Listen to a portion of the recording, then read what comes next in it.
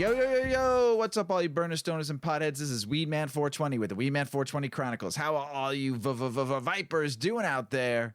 Mrs. Weedman. Mr. Weedman. How the hell are you? Doing great. I know why you're doing great. Why?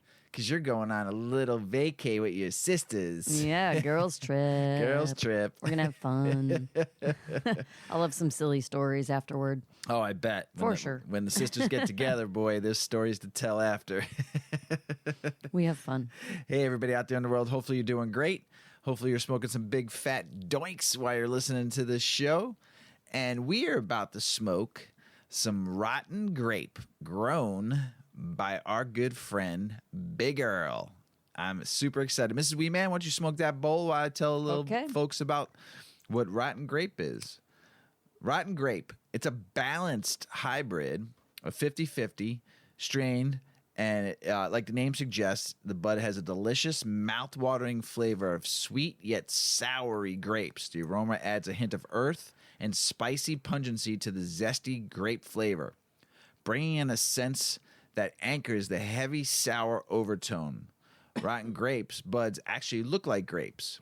Thick, round olive nugs with a little bit of undertone of perps and tiny amber-colored crystal trichomes.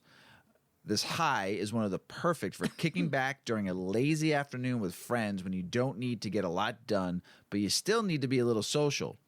The high starts with a euphoric lift that leaves you completely happy, although utterly calm in both mind and body. Oh, my kind of strain. I haven't smoked this yet. You smoked it last night, and I haven't smoked this one yet because I was smoking Sour Poo for the show last night, which is also grown by a Big Earl.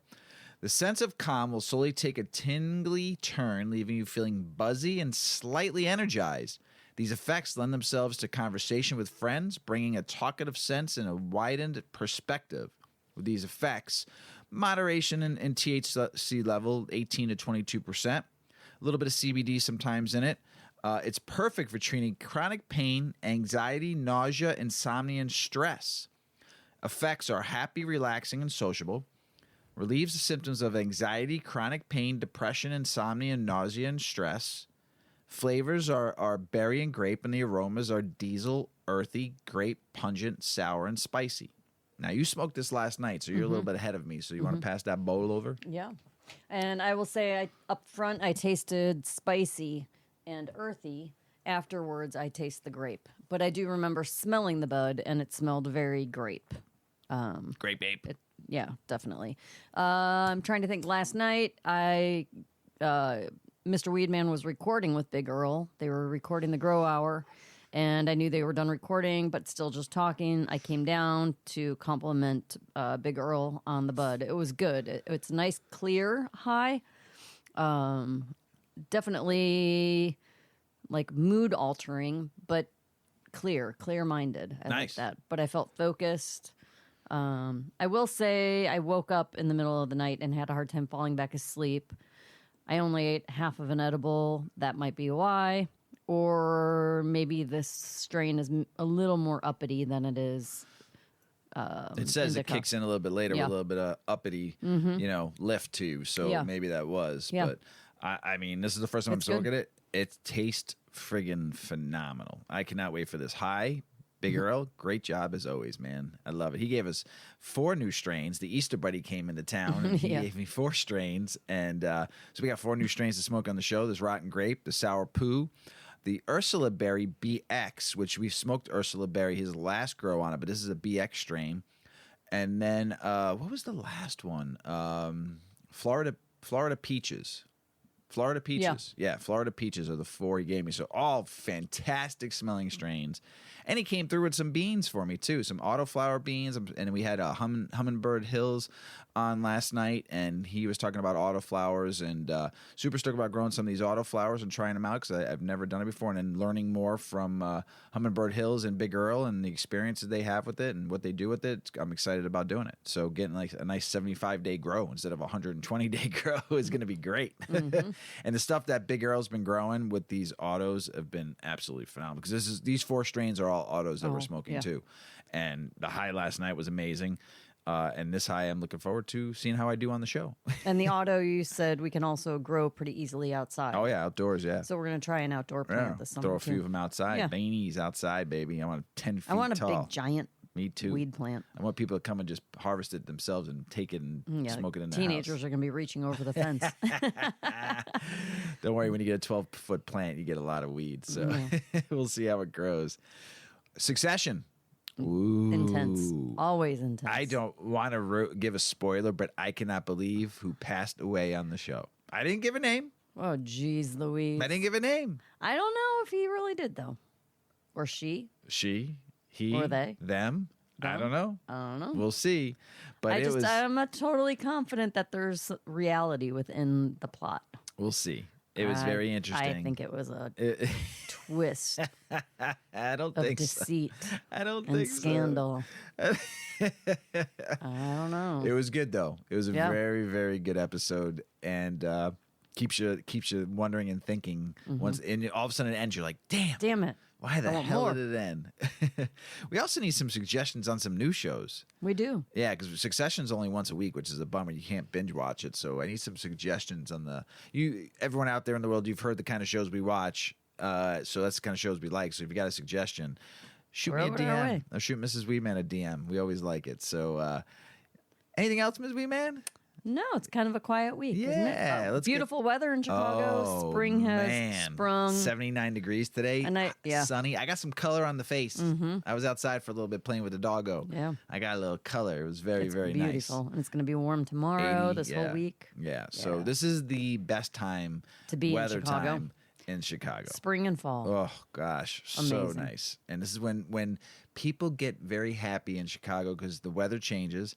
They're wearing shorts and flip-flops and tank tops, and they're getting their vitamin D. Well, here's the thing. If you, 50 in the fall in Chicago and everybody's got their, pumpkin lattes and their long cardigans and their vests on and their rain boots and everybody's all, and then 50 degrees in the spring, and you go down by the lakefront, you drive through by Grant Park, and it's just like joggers, bicycle riders, and everybody has on running shorts and a sport top. Nobody is covered. You would think it was 80 degrees and nasty swampy hot. Yep. Everyone is just so excited about 50 in the spring. Yeah. It's really good energy in the city. It's 70 right Super now, fun. 75 all week long, and people are just going to be happy. I love it. Love springtime in Chicago when it's nice. So you ready to get the show started, Mrs. Weedman? Let's do it. Let's do it. Why CBN is primed to become the new sleep aid for those wanting quality Z's. And I've talked plenty of times about CBN. In my edibles, I take a CBN edible. I like when my cannabis, my weed gets a little bit older because it draws out that CBN. So some weed I hold a little bit for a while, and then I know it's that right gets you just those Z's that I like. So you can do that also. So let's read this article. So we've talked about CBD and how the buzz for so long. The last 6-7 years, it's like the bang, but now we see more cannabinoids coming out, and CBN is getting more attention. And here's why. CBN is still relatively under the radar. The Global Drug Survey, the largest drug survey in the world, shared that only 2.5% of cannabis users reported having used it. Currently, there is limited research into the use of effectiveness of CBN as a medical treatment. And while there is anecdotal evidence to suggest that CBN has therapeutic potential, the limited number of studies that have been conducted have been either small or inconclusive. So in many ways, the conversation around CBN right now feels very similar to the talk of CBD 6 years ago when it was first beginning to trend in wellness. But with its potential uses, including improving sleep, reducing inflammation, and managing pain, CBN is poised to rival its fellow cannabinoids for prime real estate in your supplements collection before long. What CBN is and how it works. CBN is a non-psychoactive cannabinoid that is naturally produced by the cannabis plant, says sleep scientist Vanessa Hill, PhD. While THC is psychoactive and CBD is good for treating pain and managing anxiety, CBN is sedative, which is why it's been linked to sleep. CBN is formed at the end of the plant cycle during the time THC begins to break down. Once extracted, it can be transformed into various products like tinctures, capsules, and gummies. CBN was the first cannabinoid to be identified and isolated and researched back in 1899. Do you not 1999? Over 100 years ago. And it was the first cannabinoid to be purified from cannabis in 1940. Right after Harry Anslinger made the Marijuana Tax Act. But it wasn't until the 80s that researchers started to better understand its anti-inflammatory and sedative properties. Here's a perfect example. When you were in the hospital, would you have rather taken CBN or those opioids they tried to give you? Right. Oh, all day long, I would have rather had CBN. I should have They did offer me melatonin. Ugh, don't take melatonin. I know. Like, and don't take melatonin with your cannabis either. And that's for another topic. So, but if I would have snuck in just a CBN edible, you would have been in heaven. I would have been happy. You would have slept great. I should have. Yeah.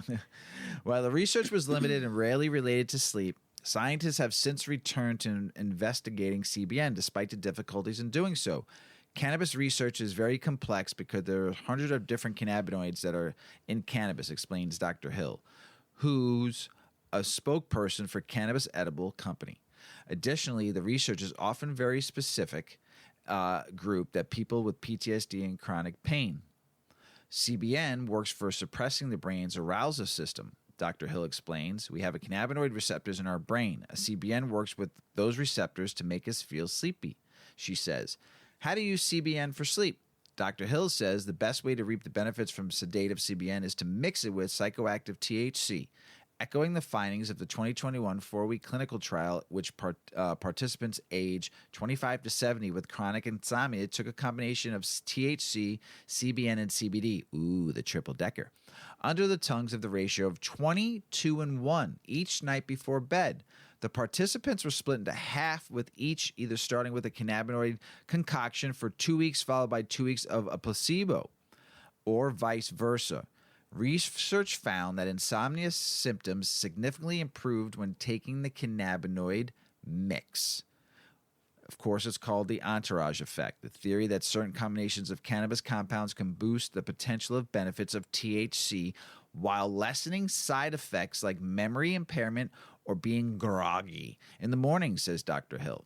If you aren't comfortable consuming THC for any reason, or it's not legal where you live, then taking CBN for sleep isn't necessarily an option worth exploring, and you may have better luck with other natural supplements, like chamomile, 5-HTP, valerian root, L-theanine, hemp-derived CBD, and magnesium.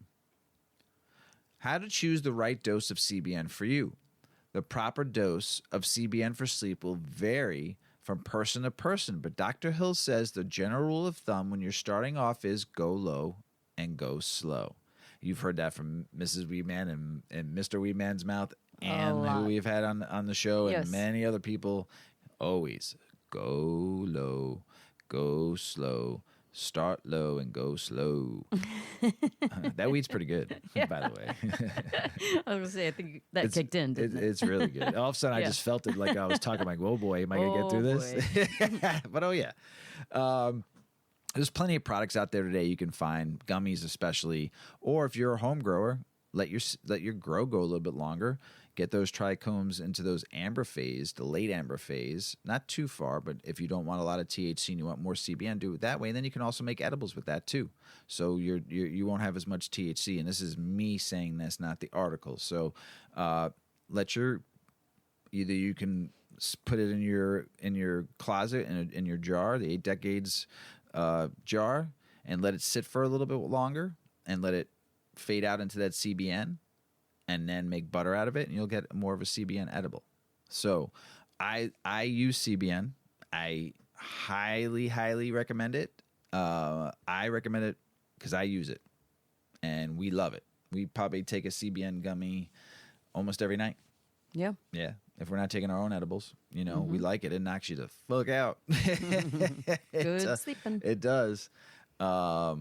And also check your dosage out too. Start like low if you buy gummies with it. Should you start low and go slow? But start with a half, and don't overuse CBN. And this is my knowledge, not the article. I have been told, and I've also read, and I've also saw studies, not many, but a few, that CBN, if you take too much, can cause nightmares or hallucinogenic effects. If you take too much. Like, I'm talking about, like, well, don't take more Ambien, than, right? Don't that take people more, take for sleeping. Yeah, but don't take more than 5 milligrams, from what I've been told. That's just the nightmares you might be able to get through, but you know the hallucinogenics you might not be able to get through. So what are you gonna do? Cry? I mean, what do you mean you're not going to get through it? You're not going to die from it. Yeah, but you might be like, what the fuck's going on? You might wake up and be like, what the fuck? Yeah, exactly. So Right. you might be like, holy shit, I'm never doing cannabis again. Remember, look at the ratio doses. As you saw in that study, it was 20 to 5 to 2. So, you know, I don't see too many 3 ratios here in Illinois. I just see THC and CBN. So usually the ratios are 10 to 5 or 10 to 2.5 or 5 to 2.5 are the ratios, being THC to the low or end of CBN. So you will see very low doses of it. So if you're going to take extra, just heed the warning, right? You might have scary dreams. Maybe. Or if you like nightmares. If you like nightmares, it's up to you. Scary dreams for me, when my mind is stressed and confused and I have scary dreams, they're not really scary. They're freaking annoying. Yeah, you fall off I'm a like cliff. I'm on a street that is very familiar to me, and I have to get to the other side of the street. And I don't know if you're familiar with the artist Escher, but everything is like a maze. And so I could see the street.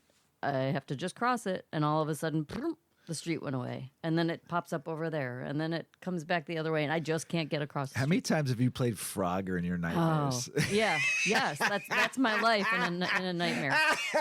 The other thing that happens in my nightmares, I'm getting chased and my legs don't work, so I'm dragging myself on my hand knuckles, like dragging my legs behind me, and then I wake up Mr. Weedman because I'm like, because I'm yelling in my dreams, but I can't. Absolutely literally yell. Fucking hilarious. Yeah, so I played that on an episode one time. Remember? Yeah, you did. I forgot about that. Long time ago. Yeah, we have to go back to we'll the. play it again. I haven't. Oh boy, it hasn't happened in a long time. No, not a hot minute. It's been a minute. Actually, you know what? Like 6 months ago, I did. Yeah. But I didn't wake you up. That's it was good. quick. It That's was very good. quick. It wasn't like the time where I like got all of a sudden The got a weirdest little nervous. noises. Yeah. My favorite holiday of the year is coming up, 420. but it's also Grandma Weedman's birthday. Yes, it like is. I say, I'm also born from 420. I'm born and I'm out of it. If I'm a 420 woman, there can't be anything better. So it's also Grandma Weedman's birthday. You can find her on Cougar. What? I don't know. I'd have to look it up. I'll look it up and we'll post it and say happy birthday to Cougar, Grandma Weedman. But her birthday's on 420. Yep. So I celebrate that, but I also celebrate the greatest holiday of the year. And I always say it's about the time because the story of 420, where it came from, was about 4:20 p.m. But it's still 420 is the greatest holiday of the year. Many people are taking off, not taking off. Yeah. I'm taking off, meaning I'm fucking getting baked the whole day. But I'm gonna be driving around visiting people and having fun all day long. So Yeah. I'm taking off, but kind of like having fun. Yeah. So I think my personal opinion before you read is that all dispensaries across the country and cultivation should be closed that day, do their big sales on the 19th and the 21st or leading up to it, and make it a national holiday where do it for the culture, do it for the community. Don't make it a fucking money-making fucking day because it's just not what the whole thing was about. And on our 420 episode, I will always read the story of how 420 came about. That is my mission, and it's in the Weedman 420 name. Our next episode will be our 420 episode. Yes. Yeah. So how many people? Yeah. What's the survey telling us? Yeah, we've got the results of a survey on how many people are taking the day off for 420. April 20th, or 420, the unofficial marijuana holiday, has become so iconic that an increasing number of American cannabis consumers are planning to take the day off to celebrate. Yes. Yes. According to information procured exclusively, a recent survey conducted by Air Wellness, a leading U.S. AYR Wellness. You shook your head, Mr. Weedman. I'm trying to trying to wake yourself up. Yeah, I was like, whoa. Come on, Rocky. I'm looking at got a lot of mo. Okay, we'll go back to that. A recent survey conducted by Air Wellness, it's AYR, a leading U.S. multi-state cannabis operator, in collaboration with global insights platform Suzy, among 900 American cannabis consumers. This report reveals the following fascinating data. 39% of U.S. cannabis consumers will observe 420 as a personal holiday this year, taking a day off from work. Yes. Love it. So this is based on 900 people, 39% of them. That's a pretty good ratio. 31% consider 420 a special occasion. 42% of medicinal cannabis patients claim 420 as an important day. 71% of respondents anticipated their consumption habits to remain unchanged that day. Well, they're silly. They should smoke a little extra. And 23% indicated they would consume more cannabis on 420. That I'll fall into that 23%. The study carried out between February and March of 2023 involved 900 Americans aged 21 to 74 who had purchased and consumed cannabis within the past 6 months. The survey delved into their consumption habits and beliefs surrounding 420. The data also showed respondents' curiosity about experimenting with new cannabis formats and consumption methods. 70% of cannabis users expressed interest in trying consumables, such as beverages or beverage enhancers, despite inhalable and consumable cannabis formats being used at similar rates. When it comes to preferred times and methods of consumption, the survey found 73% of consumers prefer to use cannabis after 5 p.m., with 47%. We're like that. Yeah. Yeah. On the weekends, different story. Friday, work days, we're eating. Yeah, usually Monday through Thursday, we're usually after 5 o'clock. Totally. But totally. Friday, Saturday, Sunday, whatever. Yeah. Whatever happens. Yeah. So 73% prefer to use after 5 p.m., with 47% consuming at night after 10 p.m. 78% of respondents typically consume cannabis by themselves. This one kills me. Most people don't use a grinder. Oh, people, please. You're unless you're using scissors. I do that. No, they just said. Let me get to this. Right. 61% of whole flower consumers said they break up their buds with their hands. Everything you want to smoke You're is losing all the goodness. Don't get me wrong. I love smelling weed on my fingers too. Right. But everything that you want to smoke all is that now sticky stuff on your fingers you want in your body. Yes. And it's stuck to your fingers now. Yeah. Or your scissors. Use scissors. Yeah. And then you can get scissor hash later on. That's not so bad. I like using scissors because then you're not even using the grinder and losing all the good stuff too. You lose a lot in your grinder too. Yes. Right. But scissors But at least are you great. can reclaim the keef from a grinder. Yeah, it's true. 100%. Right? Yeah. You can get the hash from scissors. Yeah. Just don't use your fingers. Yes. Ugh. Oh, some people will roll their fingers together And get then finger hash. Finger hash. But that's still not the point. But You're yeah, still losing a lot. you want that stuff. Yeah. All right. So you 61% who break your butt up with your hands, buy a grinder. 73% of consumers aged 55 to 74 say they break it up with their fingers. Oh no. Yeah. That's really what it 100%. says. 43% are somewhat comfortable interacting with people while stoned. 45% are somewhat comfortable being stoned in public. I thought that was pretty good, higher than I would have expected. Yeah. 44% are somewhat comfortable consuming cannabis at social occasions where not everyone is partaking. That's a big number too. I'm 100% Yeah. comfortable. Yeah. I'm event dependent. It depends on like what the gathering is all about. Lately though, but I'll microdose all day long at an event. But like to get blitzy, it depends. David Gubert, President and CEO of AYR, or Air Wellness, commented on the survey results saying, "Our 420 survey proves that the unofficial cannabis holiday continues to hold a special place in the hearts of consumers. The data also uncovered some compelling findings around how people prefer to consume cannabis. We can use the data to create more meaningful engagements with our customers." Established in 2018, Suzy is a real-time market research platform that bridges the gap between consumers and enterprises at the pace of modern culture. The company has raised $100 million in venture capital funding from investors. So, bring us more research. That's a pretty good survey. Mm-hmm. Yeah, that's good stuff. Good numbers. Yeah. I like that they focused on people who are actively consuming. Yes. It's I thought the numbers might be a little bit higher in a couple of things, but I think it's promising. And there's still always going to be a percentage of people that don't really want to talk about their cannabis consumption. So if it was a written survey, they might just not fill it out. I have something for you on the next show, next show. But I read something today. And this was a little bit. A lot of people still don't want it. Well, American women consume cannabis, but most keep it a secret from parents and children and coworkers. The study says, and the number's high of American women that smoke, and they still hide it. Yeah. So we'll talk about that in another episode. So, High Times still always throws out some bangers, and I like the controversy articles they do. So that's the ones I kind of read the most. So. A pseudo-scientific analysis of why rec weed sucks. Okay, this is the writer's opinion, Patrick Marvellis. So let's see what it says.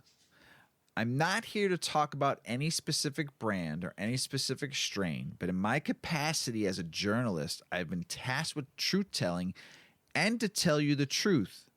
I have been extremely disappointed with the lack of quality in rec cannabis market as of late." And he's talking specifically about California. So we've all heard the news stories and the insufferable bitching from corporate cannabis CEOs about how the legal market just can't compete with the traditional market. But past the press release and the buck passing, anyone in cannabis space should be asking themselves, what exactly is standing in the way of a truly good weed being widely available on legal shelves?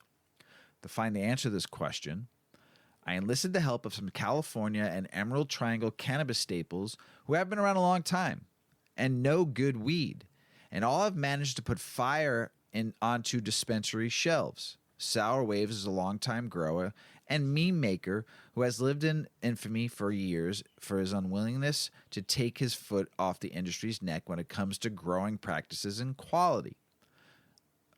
John Casilli of Huckleberry Hill Farms has been growing and living in the same valley in the Emerald Triangle for his entire life and has had multiple awards under his belt, including a first-place Ego Clash win for the Riddles rosin process by Heritage Hash Company. Finally, Robert Gale of Humboldt Terp Council produces some of the finest concentrates I've ever had the pleasure of dabbing, and is a vocal member of the Humboldt County community on the state of industry and the cannabis in general. So had some big players in the California market, right? Mm-hmm. So after extensive conversations with aforementioned, I've boiled down to the most likely causes of mass boof to the following three explanations: excessive government red tape taxes, corporate margin slimming, market manipulation, general lack of growing experience. And I've heard our good friend Terp Fiend on one of his live episodes with Big Earl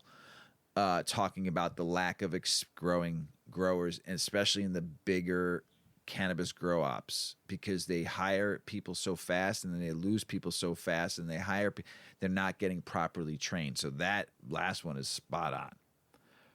Uncle Boof, Smoking Sam. Almost every state has objectively bungled the way to set up their cannabis laws, either to the tune of pay to play. It doesn't only happen in the cannabis industry. It happens in a lot of industries, but come on now. You didn't think it was going to happen in this market? Or lack of foresight when it comes to issues of licenses, caps, or lack of maximums on cannabis space, or both. Basically, overproduction and overtaxation have caused a race to the bottom, and everybody is losing. Oh, yeah. You're seeing it now start to head to the Midwest. And then once the East Coast is all opened up and ready to go, you're going to see it happen there. The other issues are, especially with flour, has only a certain window where it's good, and it takes a long to get through processing, packaging, and testing. That's unless you're vertically integrated, the weed's already getting old by the time it hits the shelf.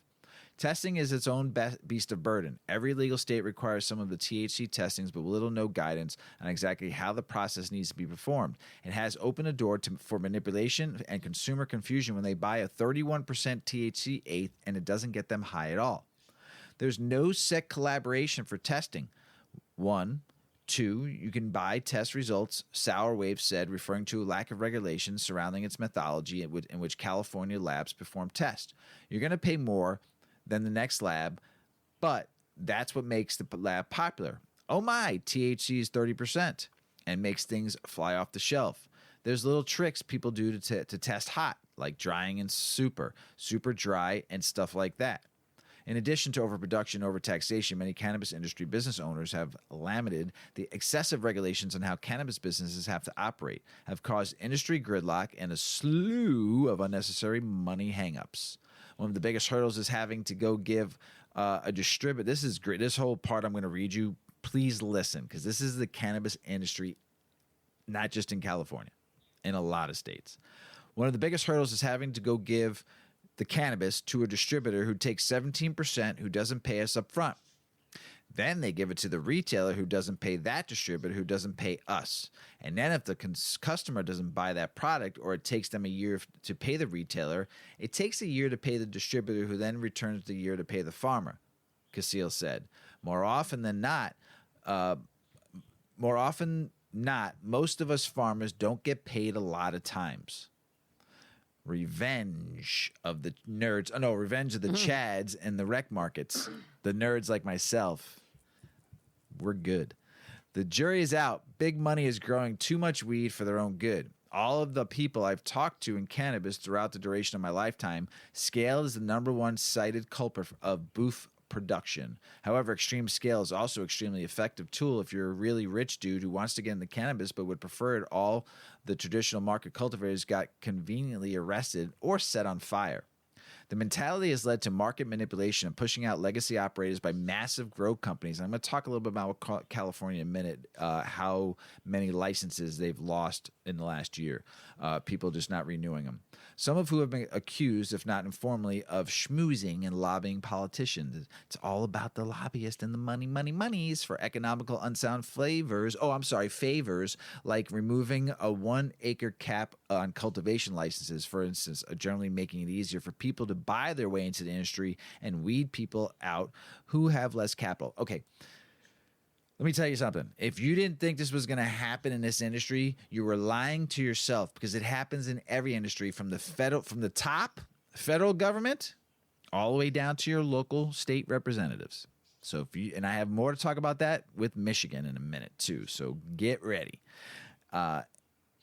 If a guy has a 1 acre grow, it's just basically economics of why the bigger guys cost less to produce a pound of weed, Sour Wave said. So these goons over at Glass House got their cost probably between $30 and $60 a pound, so they need to go crash the market it's selling for $150 to $250. It's because, and they know that these are smaller farms, cannot keep up with these low prices. For someone like Casil who grows at a 5,000 square foot of canopy, which he hand waters with his girlfriend partner, is virtually impossible to compete with margins set by some of the larger operators.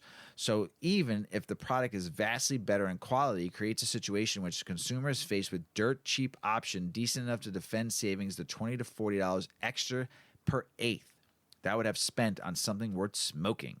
Growing in the Emerald Triangle, it costs a lot more to produce a pound, and in the country up in the hills, being environmentally friendly, it costs between $300 and $4 to produce a pound, Casil said. You have people who are solely in this to make money, and this is America. I'm not against making money. It's not that. The problem is the weed sucks, right? So how do we make it better? Sour Wave says. While no one I've ever talked to on the hard line for the plant or light count considered too big to be dank. Almost everyone could attest that once you pass a certain threshold, it's basically impossible to produce quality bud on a scale some of the California producers are producing at. It has created the perfect storm of dog shit. No love for the plant, no knowledge about the plant. I've never met a single grower worth their salt in my time as a weed nerd who didn't love the plant or sacrifice an immense amount of time and hard work for the plant. I have a lot of friends now, growers now that I know, and they, especially Big Earl and some of the people he's introduced me to, their love for the plant stands strong. Maybe that's some hippy dippy mumbo jumbo I picked up a while on acid in Arctica Plaza, but if every good grower on earth says the same thing, there's a pretty good chance they know what they're talking about, and they all stress that while it may be easier than ever to learn to grow, you still got to put in about 10,000 hours to be able to consistently produce the best representation of the plant. One thing Sour Waves stressed to the writer in terms of growing techniques he believes lead to poor quality and high-intensity full synthetic nutrient cycles for big indoor grows, which he thinks could be made incrementally better by the introduction of organic nutrients in addition to the synthetics. When you're feeding super high EC several times a day and you're forcing the plant to uptake all the nutrients because you're using sensors to measure your drybacks and it's telling you how and what you need to feed that crap, access to that information is so dope. Don't get me wrong, but the way that it's being manipulated to push the crops to a higher yield, it does not result in pleasurable smoke to the end user, Sour Wave says. It's just like chickens. It's just like cows. It's just like corn. Anything that's mass produced. They're going to use stuff to make it grow bigger, stronger, bug proof, and it's just going to be just not what you're going to want to smoke in a couple more years. The lack of experience and lack of love for the plant seems to extend every part of the industry beyond just cultivators. Could it be that Mother Nature simply has a fail-safe from allowing herself to be taken advantage of? And by people who do not show her the love she deserves, or is it more mumbo and more jumbo? I've said this, Mrs. Weedman heard me say this, if you don't take care of the earth won't take care of you. Simple as that. So what do we do about all this? Asked the obnoxious journalist who was taught never to ask rhetorical questions in a nutshell. We get rid of the excise tax and any all red tape standing in between the grower and consumer so small growers can make a living. We put reasonable cap on license size or number of active licenses so the chads can still play, but don't ruin it for everyone else. People growing cannabis for a living need to learn how to fucking grow. Show respect to the plant, and the plant will respect you. Great article. Yeah. And in this article, there's so much stuff I'm going to be talking about later on in the show, so it's crazy. Not all weeds are bad. What are some of these fucking awesome benefits this plant that was given to us and has angels in its leaves? What are the benefits? Yep. Not all weeds are bad. Learn about the benefits of cannabis. There's a lot of research behind understanding cannabis. It's said that cannabis is made of 120 components known as cannabinoids, and many of them are beneficial for our health. Also, there's no doubt that cannabis has become more and more popular lately, and many people decide to use it to improve their overall well-being. Scientists claim that there is still room for research on its advantages, yet there have already been numerous promising results. If you're in a dilemma about using cannabis, learn more about the useful benefits of cannabis for your health. To understand how something functions, we need to read and learn about it. That is the case with cannabis. You should consider joining a cannabis class where you can learn a lot of helpful and useful information about the plant. Or just listen to our podcast. Yeah, we could be your class. Mm-hmm. If you're interested enough in the topic, you can learn how to make various products from it to help treat different diseases, as well as how to grow it and under what conditions. Moreover, you can learn from professional growers who will help you understand all of the benefits of the plant. It's known to reduce cancer symptoms. Numerous researchers have shown that cannabis helps ease the effects of chemotherapy and reduces cancer symptoms. Furthermore, cannabis can help prevent various types of cancer, and it also improves the immune system. For that reason, many cancer patients use cannabis oil to ease their symptoms and disease. Cannabis has many different anti-cancer effects, and because of that, it's beneficial for our health. This is highly important considering how difficult cancer symptoms can be. It's known to treat anxiety.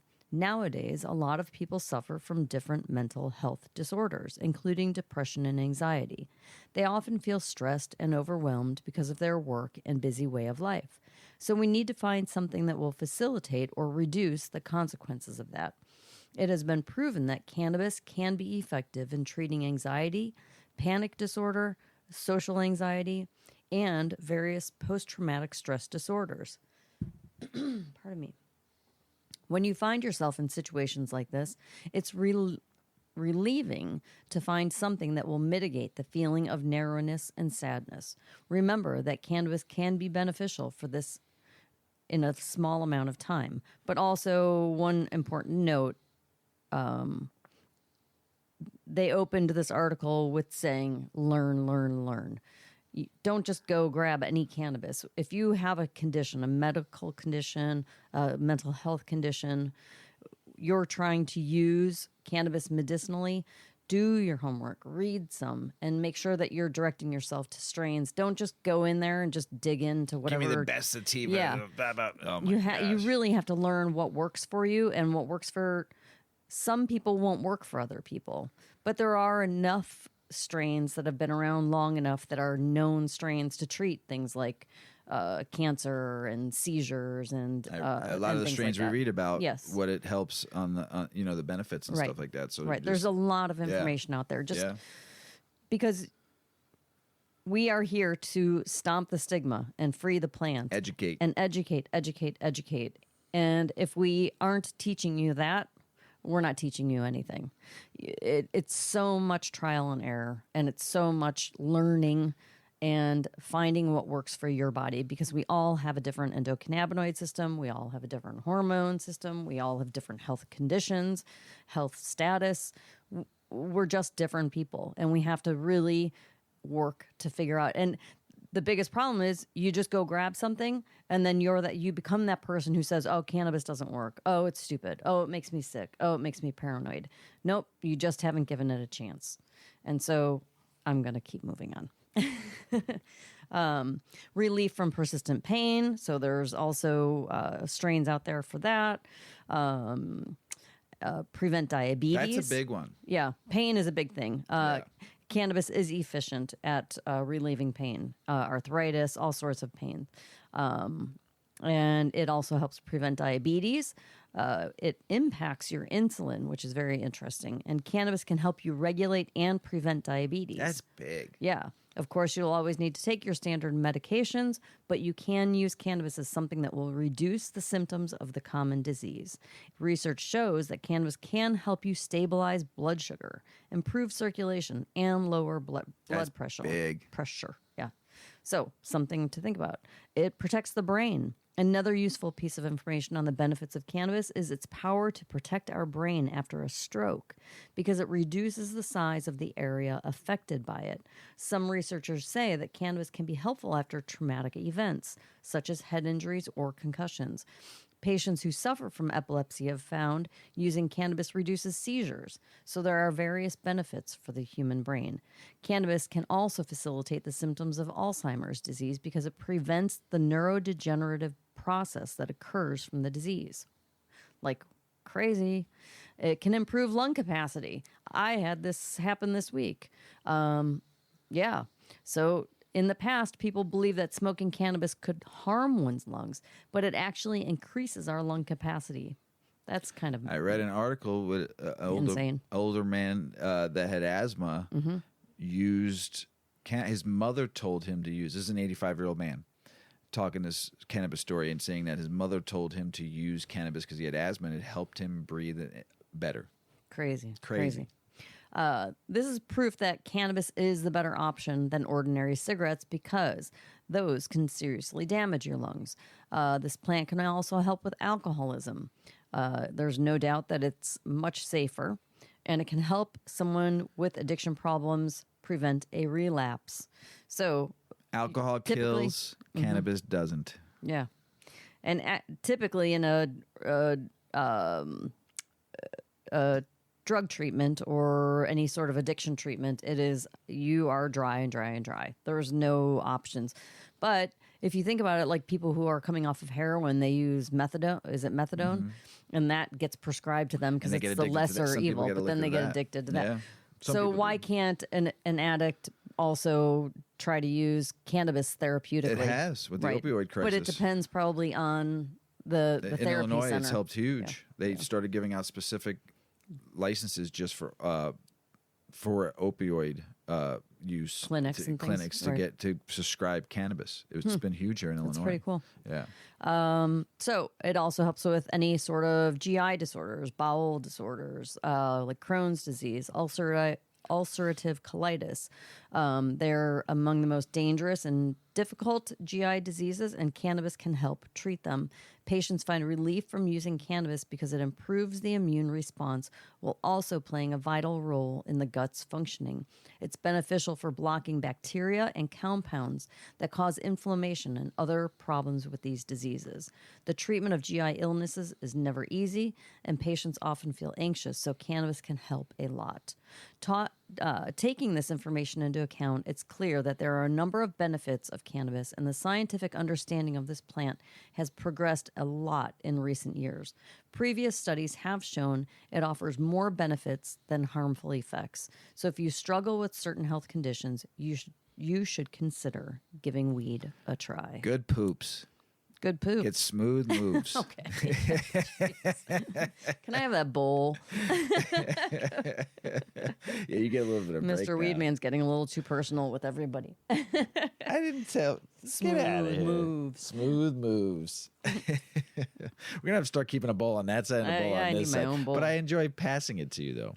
But you're far away. Hi. Oh, man. Missouri in March hit 126 million. They're expected to reach 1 billion by year's end in their first year of rec. Oh. Maryland lawmakers finally got their ass together and passed recreational cannabis sales bill. They got all the laws now together. It's all done. It's good. So they're going to be launching on time. So if you want to read about it, I'm not going to read the laws. But they got their ass together. So which is good. They're ready to go. Good for you. California, like I talked about, is losing legal pot farm licenses by the hundreds. State has lost 1,766 cultivation licenses since the beginning of last year, according to the data reported by California Department of Cannabis. That's a lot. And there are 6,000, now this is a lot too, 6,827 active cultivation licenses in California, according to the Department of Cannabis Control. That's 845 fewer farm licenses than there were at the beginning of the year, and 1,766 fewer licenses compared with the beginning of 2022, according to the data of California Department of Cannabis Control reported by the Cannabis Business Times. That's a lot. Rising prices are an issue. We talked about that in the article by High Times. Increase in wholesale prices won't be enough to keep many of the small-scale farms in business. Even now, with the price increases, we're back to breaking even for most people. This is why so many farms are giving up and shutting down, having been for the last 12 months. So, not good, because some of the greatest weed in the world came from some of those farmers out there. Proposal to legalize pot in Indiana shot down again. Senate Bill 20 was taken up by the House last Thursday. The bill deals with rules of businesses to sell alcohol and hemp products. And also, this was Marijuana Moment, talked about the amendment would have removed language defining hemp as cannabis containing more than 0.3% by weight. But they're saying it's time to have this conversation. It's time to get legalizing medical cannabis and recreational cannabis in the state. So what are they afraid of? I don't know. It's because they don't. Because it's so dumb. So dumb. So dumb. Texas House will vote on allowing medical cannabis as opioid alternative and replacing THC limit. Good for them. They should just legalize it medically. March, Illinois sees an increase in sales. Even with how Missouri did, they still saw an increase of 134.8 million sold in March. Pretty good. A lot of money. And then I read an article on Illinois CROO, CROO, Cannabis Regulation Oversight Office. Learn about how cannabis tax dollars are spent. And there was this whole graph and chart of cannabis regulations fund allotment by fiscal year. I don't understand admin expenses for 2022 was $15.6 million. And it has to do with administrative expenditures for the Illinois State Police, Department of Public Health, Department of Revenue, Criminal Justice Information Authority, Department of E-Commerce and Commerce and Opportunity. Yeah, I know Yuki, right? I'm whining too about that. Yuki's right next to me. She gave a grunt when I read about all these departments getting $15.6 million, $115 million going to reinvestment.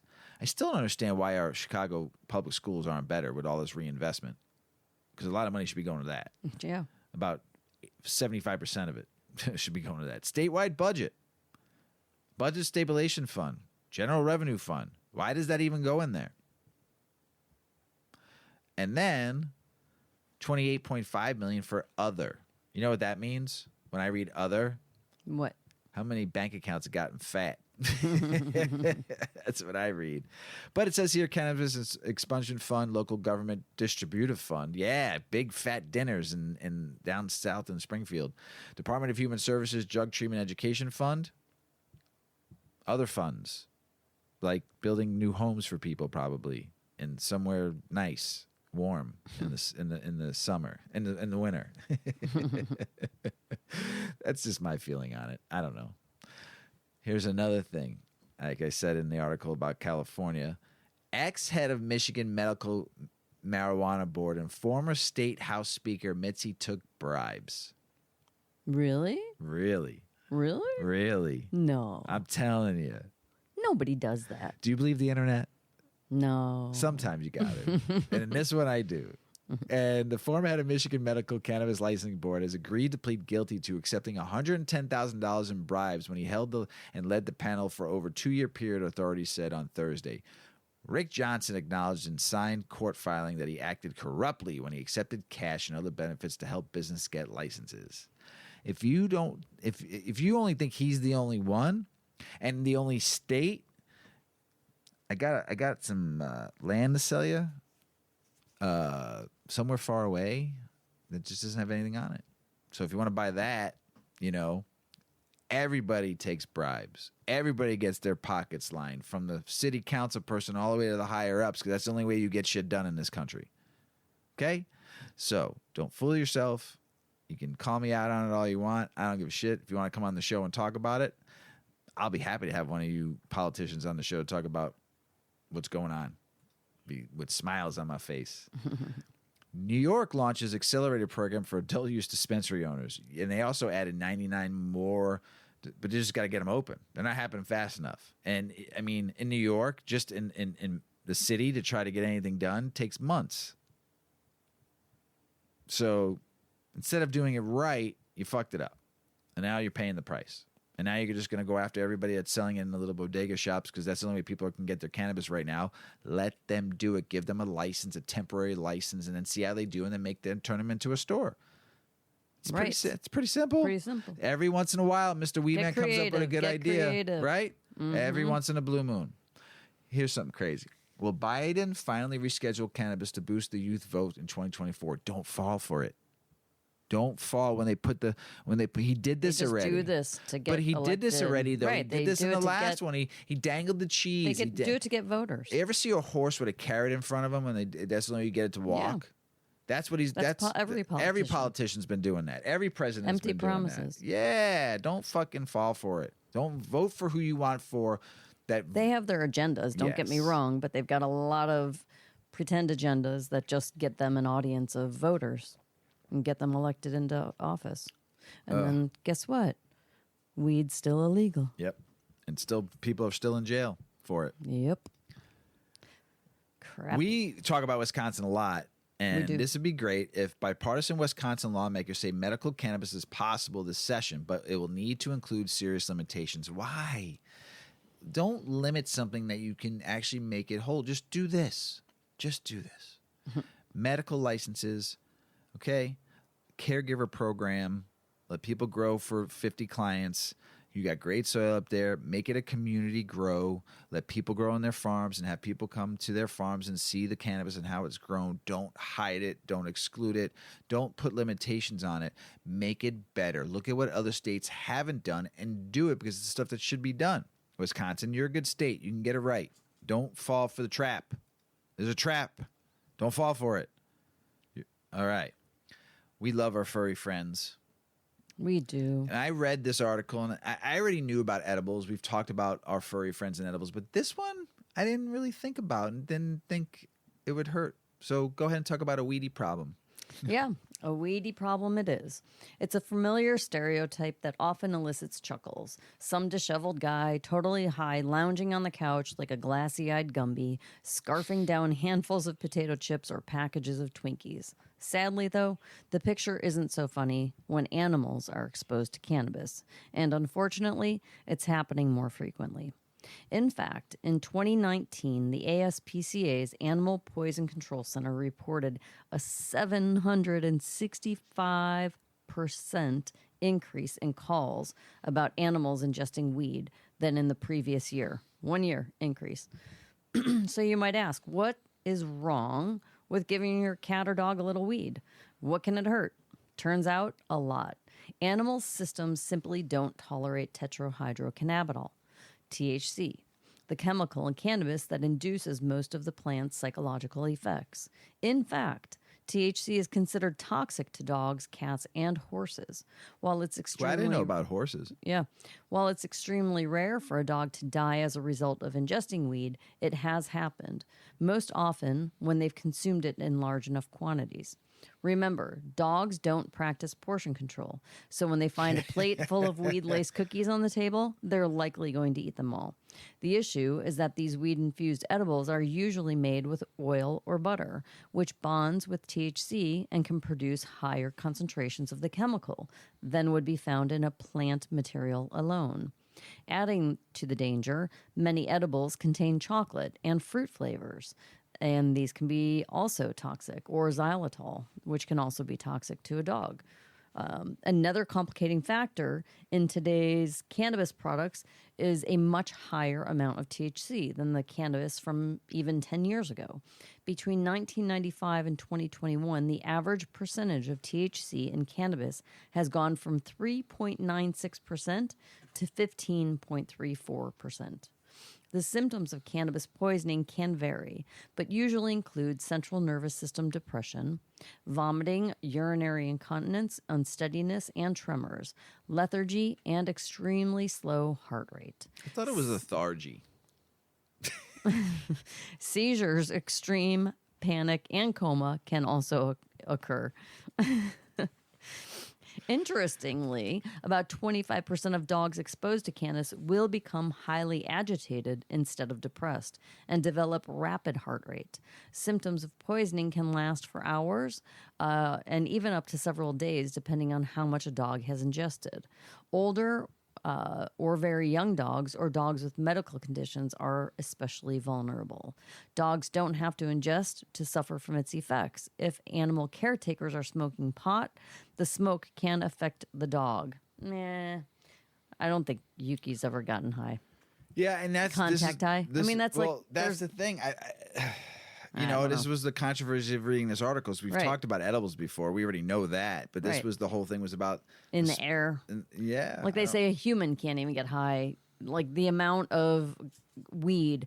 Like if the old hot box theory, you go in a closet with somebody and they smoke a joint. 3 people are in there, and it's just a hot box, and one person isn't smoking, and they're going to get just as high. They've found that to be.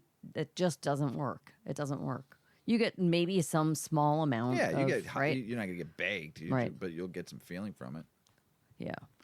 So don't smoke pot around your dog. All right? Jeez. If you suspect your dog has ingested cannabis, contact your veterinarian or the pet poison helpline immediately. If caught early, treatment such as inducing vomiting, IV fluids, or warm blankets may be all that a dog needs. If the reaction is more serious, your dog could need to be hospitalized. So just watch your dog. In the vast majority of cases, cannabis poisoning in dogs is accidental, but a small amount of cannabis is all it takes to poison an animal.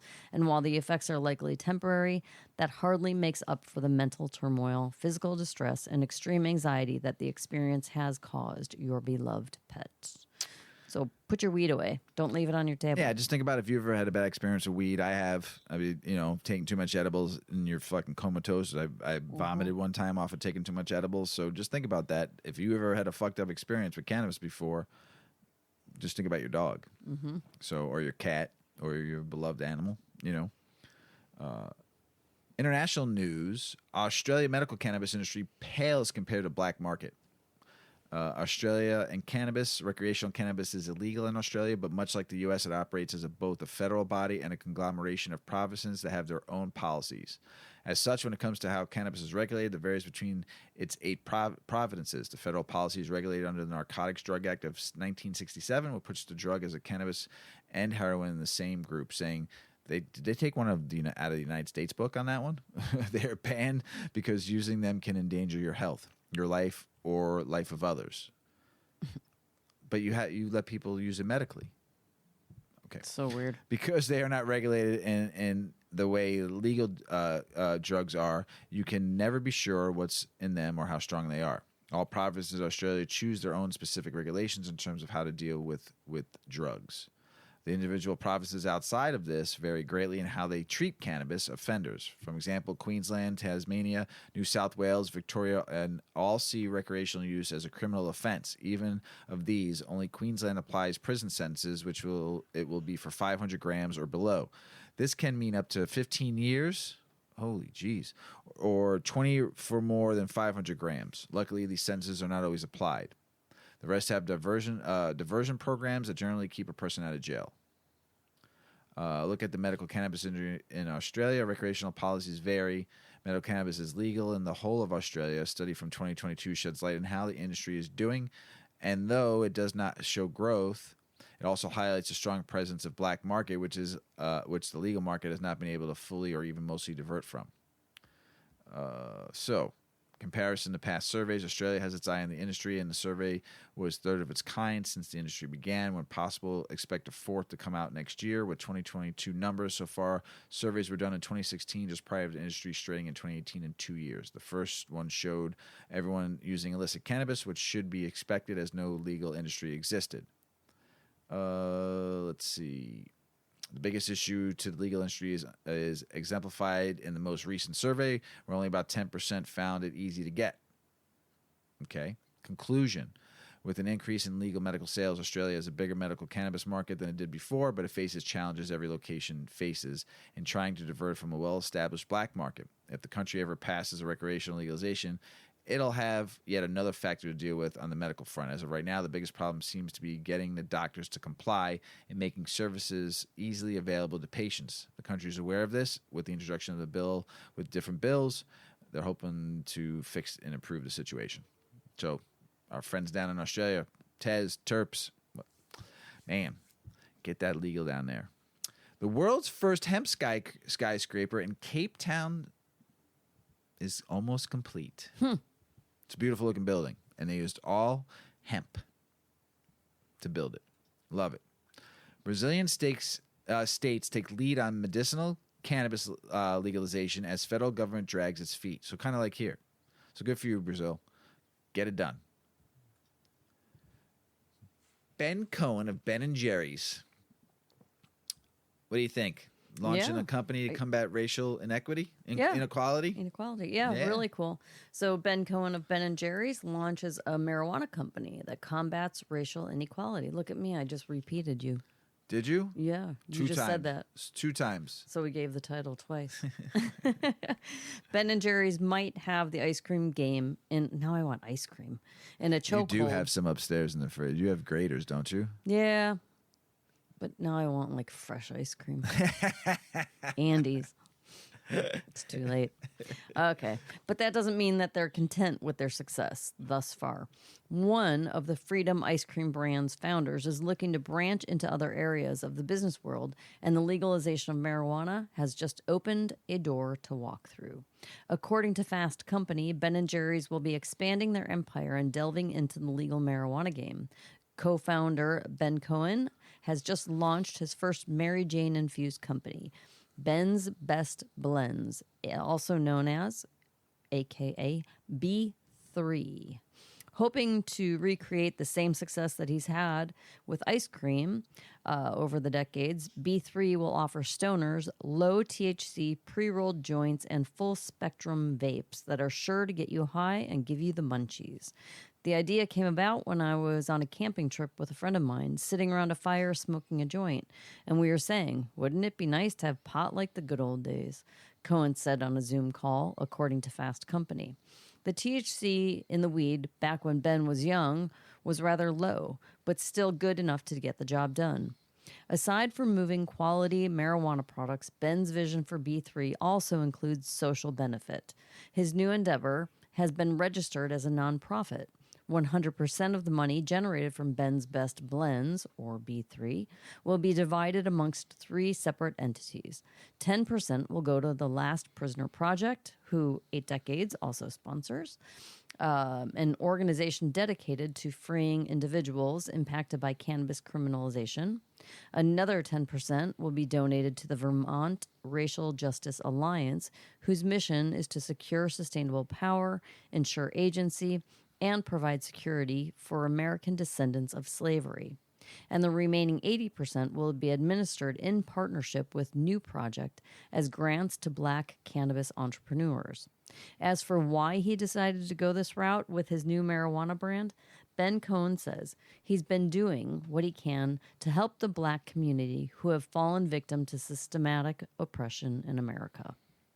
The average Black family has 1/10 the wealth of a white family, Cohen says, and I feel like business ownership is one of the best routes to generational wealth.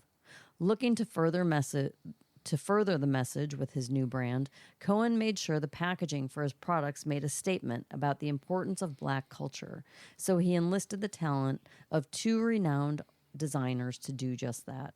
He worked with Pentagram's Eddie Opara and Jack Collins to design the brand's visual identity, which includes packaging, a website, and merchandise.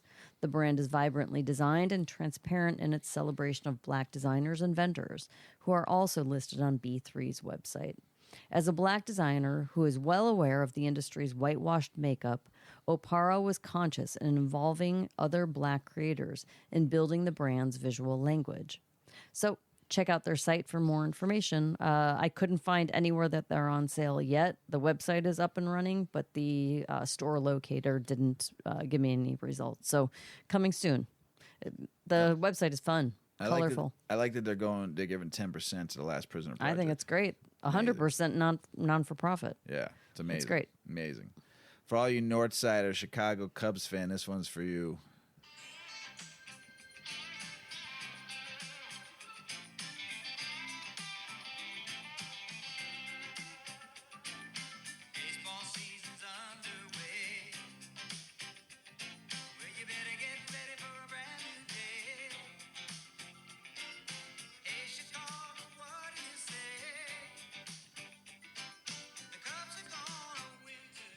And they're got a CBD company partnered. Go Cubs, go. First MLB team to get a CBD company sponsorship. You think I was going to let them play that whole song? Hell no. Like, how long are you going to play? Hell no. I just had to give them Go Cubs, go. You know? But true, because MLB officially let teams get CBD sponsorship, and the Cubs went and did it with a local Chicago company called That's awesome. Mind Drinks. Never tried it. Not sponsoring the show. I just think it's cool because it's a local company. Good for you, Chicago Cubs, for being the first. I mean, you have a couple dispensaries up by you too. So I mean, you have people smoking weed. I mean, how many Cubs games that we were eating edibles in the suites? Yeah. So and smoking weed in the bathroom. So I've been to many games, and weed was a part of it because I like weed, and I'm happy for the North Side team up there, the Chicago Cubs. I am not a Sox fan either, so I don't like either team. So, but it's No, we go to White Sox games to see the Yankees play. Yes, that's very true. That's how it happens. That's how it happens. So, or I go to a Cubs game to see the Yankees play. It's the only time you see me at a baseball game. So, but good for you, Chicago Cubs. CBD company, great mind drinks. I wonder. I didn't see in this article if they were going to allow them to sell it at the field. The drink. Be kind of cool if they would. That would only make sense. Yeah, it only makes sense. I didn't see anything about it. So I just know it just says here's a Chicago-based company that promotes overall wellness and helps see the stresses of everyday life. So, yeah, it doesn't say in the article at all that I'm reading, but who knows? I'm kind of stoned. So, Mrs. Weedman. Mr. Weedman. You got anything else to say? I don't think so. I just have a great week, everybody. Yeah. Hope you get some good 420 plans going. There's a lot of stuff going on this year. There's a lot. Yeah, there's a lot of like pre-parties leading up to 420. There's a lot of stuff going on. Check with your local dispensary. Yeah, maybe they would have some insight. Some are doing parking lot parties. There'll be vendors out there. And they might trucks. know of some other like parties that are, internet-based information, Yeah, check the internet too if you want to go to some fun parties. I think our friend the Metro Black, I think he's throwing a party He's too. throwing a party. Yeah, there's a few. Check him out too, the Metro Black on Instagram if you want to go to one of his parties. He throws a fucking phenomenal party. I've been to a few of them. So check him out. But yeah, everybody out there in the world, peace be with you all. Go out there and enjoy your fucking life. Smoke some weed while you're doing it. As Paulie always says, smoke smart, puff, puff, and away. Puff, puff, pass.